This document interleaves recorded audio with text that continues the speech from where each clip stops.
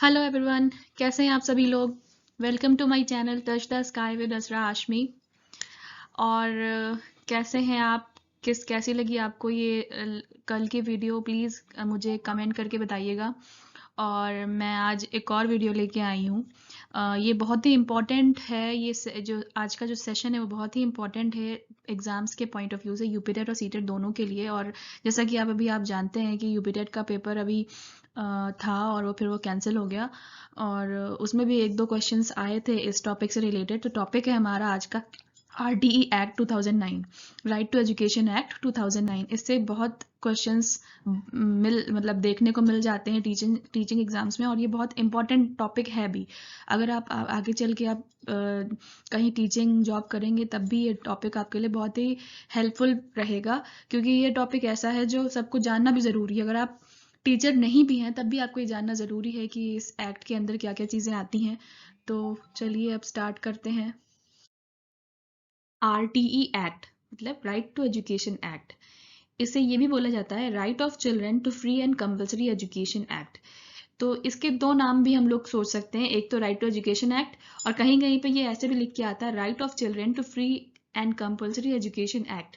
तो इस लाइन से भी हम लोग पता कर मतलब देख सकते हैं कि ये फ्री एंड कंपलसरी एजुकेशन है 6 to 14 years of age group के बच्चों के लिए इंडिया में। तो आगे बढ़ते हैं हम लोग। 9, तो RTE एक्ट क्या कहता है। 86th Constitution Amendment Act via Article 21A inserted this act in our Indian Constitution। तो ये जो एक्ट है ये 86th Constitutional Amendment Act है, और इसी एक्ट के थ्रू मतलब इसी अमेंडमेंट एक्ट के थ्रू आर्टिकल 21A इंसर्ट हुआ हमारे इंडियन कॉन्स्टिट्यूशन में, जिसमें जो ये कहता है कि फ्री एंड कंपलसरी एजुकेशन दिया जाए 6 to 18 ईयर्स के बच्चों के लिए। तो the government schools shall provide free education to all the children and the schools will be managed by school management committees. मतलब कि गवर्नमेंट स्कूल्स दिए जाएं जो कि फ्री एजुकेशन प्रोवाइड करे बच्चों को, एंड ये स्कूल जो मैनेज होंगे वो किस कमिटी से होंगे, स्कूल मैनेजमेंट कमिटी से होंगे।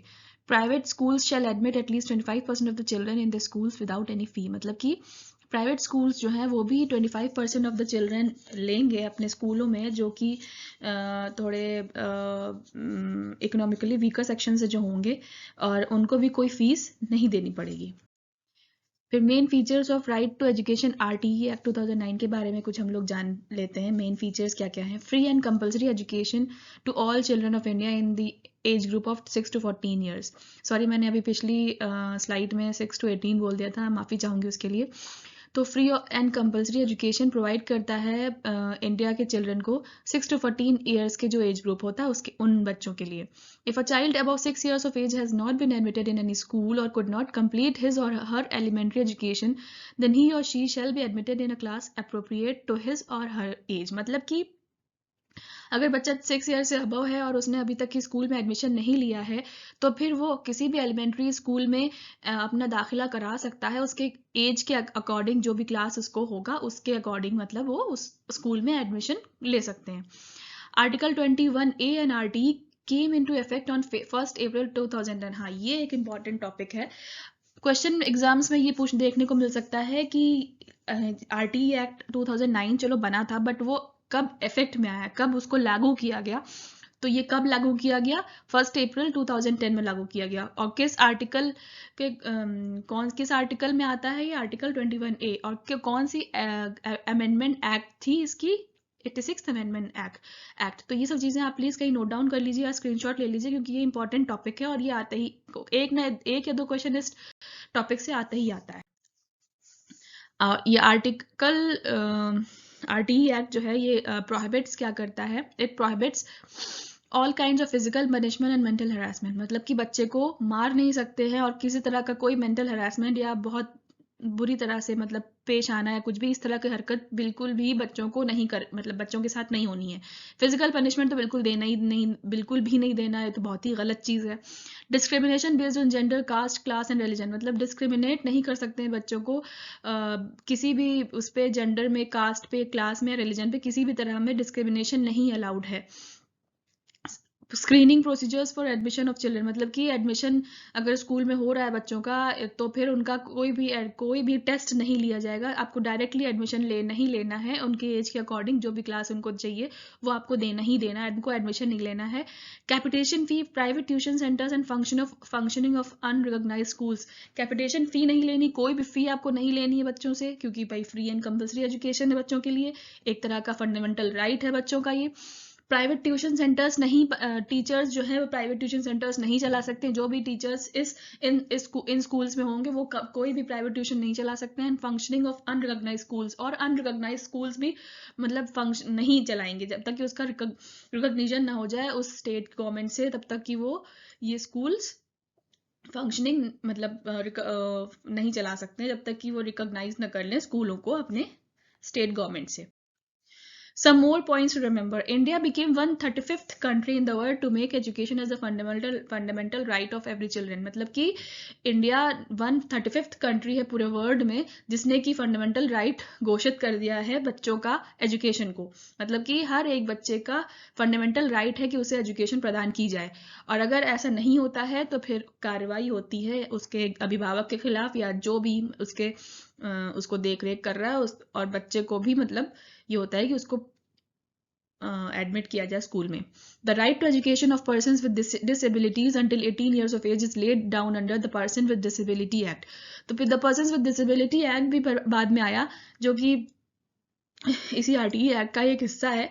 तो उसमें भी ये है कि जो पर्सन जो भी लोग डिसेबिलिटीज से ग्रसित हैं उनका भी मतलब राइट टू एजुकेशन है उनके लिए भी, और उसमें भी अलग अलग तरह के प्रोविजंस हैं। जब आप इस एक्ट को पढ़ेंगे आगे तब आपको समझ में आएगा।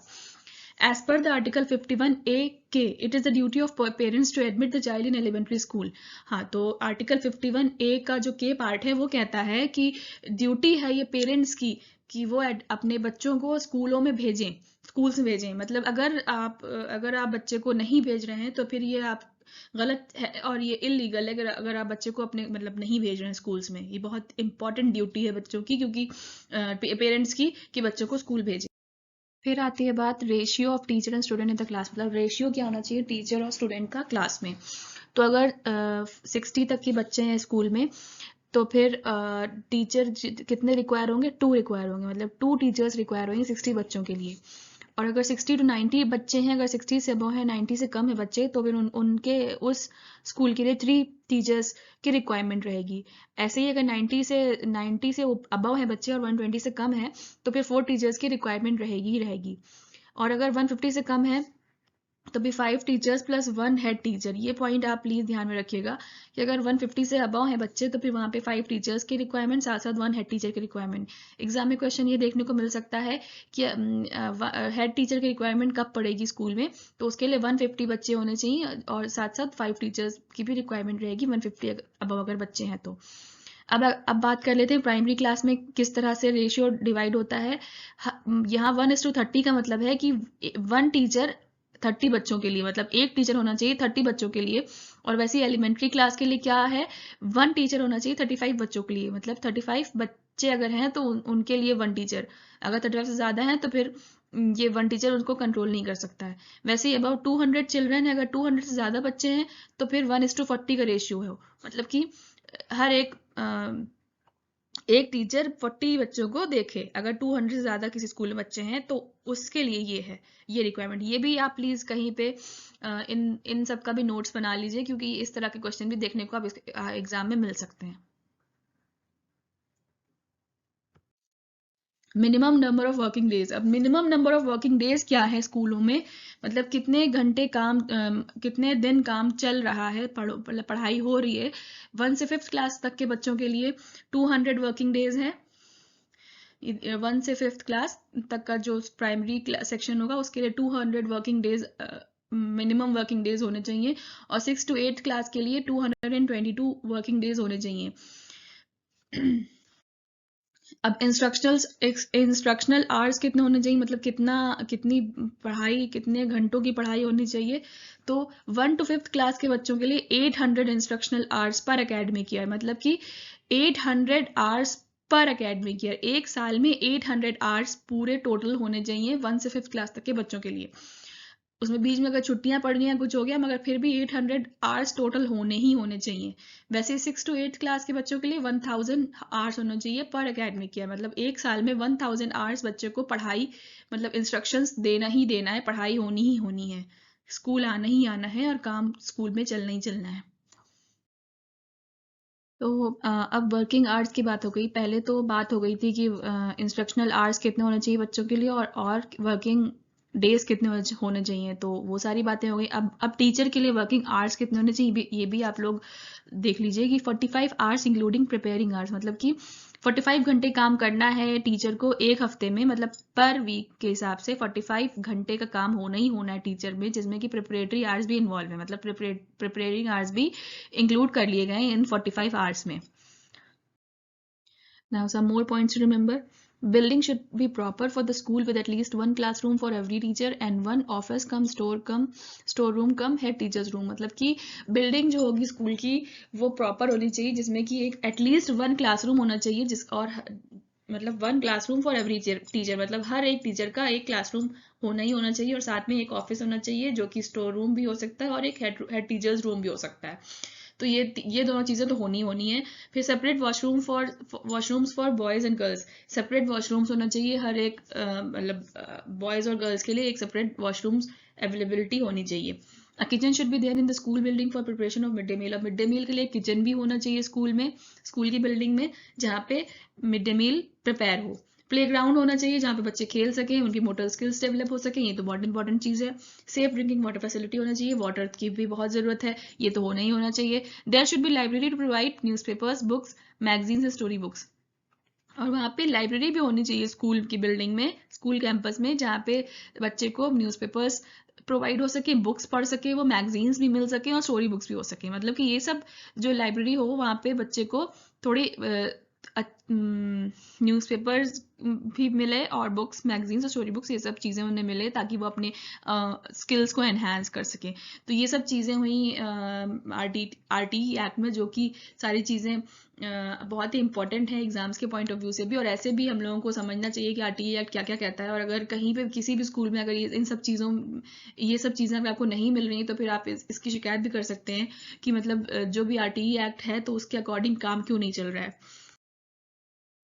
तो ये थी पूरी आज की वीडियो। कैसी लगी आप प्लीज़ हमें मुझे बताइएगा कमेंट सेक्शन में, और कोई भी डाउट हो या कोई भी क्वेरी हो तो आप मुझसे कमेंट सेक्शन में पूछ सकते हैं, मैं उसका हल ज़रूर करूँगी। और ये शिक्षा का अधिकार अधिनियम बहुत ही इम्पॉर्टेंट है बच्चों के लिए भी और बड़ों के लिए भी, कि पता होना चाहिए एज अ इंडियन नागरिक कि क्या क्या चीज़ें RTE एक्ट के तहत आती हैं, और हम लोगों को भी मालूम होना चाहिए कि अगर बच्चे को हम स्कूल भेज रहे हैं तो उसमें क्या क्या चीज़ें हैं जो RTE एक्ट के थ्रू हो रही हैं, और क्या क्या चीज़ें हैं जो RTE एक्ट के अंदर नहीं आ रही हैं। तो ये रही आज की पूरी कहानी। अगली वीडियो में मैं आगे के टॉपिक्स को कवर करने की कोशिश करूँगी। कुछ टॉपिक्स ऐसे हैं जो कि एग्ज़ाम्स में आते ही आते हैं, कुछ थ्योरीज हो गई या कुछ भी आगे के जितने भी चैप्टर्स हैं वो मैं कोशिश करूँगी कि मैं लेके आऊँ आप लोगों के सामने, और आपका सपोर्ट और प्यार बहुत ज़रूरी है मेरे लिए। प्लीज़ लाइक शेयर और सब्सक्राइब कर दिए अगर वीडियो अच्छी लगी हो तो, अपने फ्रेंड्स सर्कल में भी शेयर करिए, ताकि जो भी कोई टीचिंग एग्ज़ाम्स के लिए प्रिपेयर कर रहा हो वो आगे भी मेरी वीडियोस को देख के थोड़ा बहुत हेल्प ले सके।